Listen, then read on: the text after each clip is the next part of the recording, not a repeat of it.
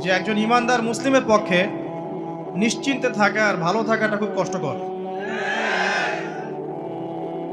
তারপরেও নবী সাল্লাল্লাহু আলাইহি ওয়াসাল্লাম আমাদেরকে দিক নির্দেশনা দিয়েছেন যে যখন ফিতনার যুগ আসবে, ফিতনার যুগ বলতে চতুর্দিক থেকে ফিতনার ফাসাদ।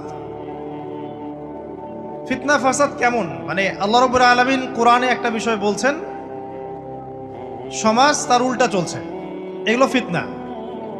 নবী সাল্লাল্লাহু আলাইহি ওয়াসাল্লাম হাদিসে একটা বিষয় বলেছেন, সমাজ তার উল্টা চলছে, এর নাম ফিতনা।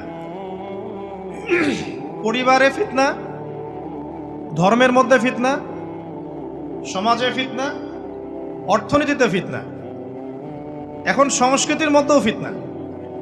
তো এই ফিতনাময় পরিবেশে নবী সাল্লাল্লাহু আলাইহি ওয়াসাল্লাম বলেছেন যে কেউ যদি